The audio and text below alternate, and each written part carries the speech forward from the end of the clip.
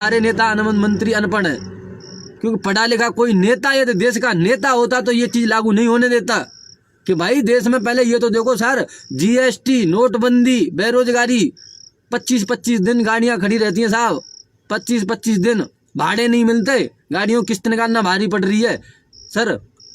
और उसके बाद में अब देश के अंदर ये नियम और लागू कर दिया सर। क्या ये मतलब ट्रांसपोर्ट लाइन में ही पैसा सबसे ज्यादा दिख रहा है क्या? इससे ही अपने देश की डीजीपी बढ़ जाएगी क्या? मैं तो बस देखो सर, एक युवा हूँ, युवा के नाते कह रहा हूँ, ठीक है जी भाऊ जी, मजदूरी कर लूँगा, कोई दूसरा काम कर लूँगा साहब, 3 महीने जहाँ दूसरा काम करा वो काम फिर कर लूँगा, भाई परिवार तो पालना ही है।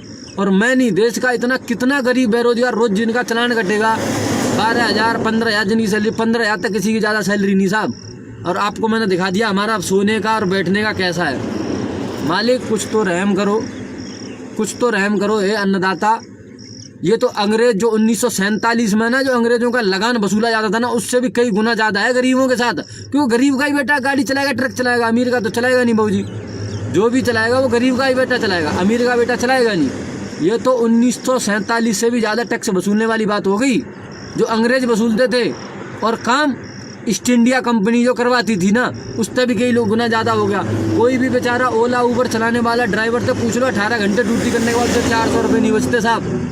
मैं ओला उबर नहीं चला रहा, मैंने तो छोड़ दी, पर मैं आपको बता रहा हूँ कि साहब, ओला उबर चलाने के बाद ना 18 घंटे काम करने के बाद भी बंदे को 500 रुपये नहीं बचते। और 500 जिसको बचेंगे नहीं, और वो सिटी में कहीं ना कहीं गलती करेगा बाबूजी, उसके 12,000 15,000 चलान कट जाएगा, कहाँ तक भरेगा? कम से कम कुछ तो रहम करो मालिक।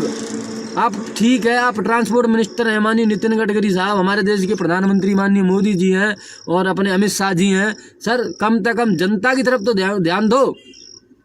शायद जनता ने ना आपको दिल तक चुन के भेजा था सांसद में, दिल तक चुन के, कि मतलब कोई हमारे देश के अच्छे मतलब वो मिलेंगे।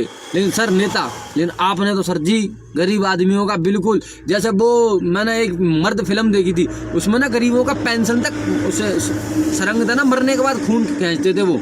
सर आपके यहाँ तो खून खींचने में तो ही बेहतर है साहब। 25,000 का चलान, 12,000 की नौकरी, रोटी कहाँ तक खाएगा?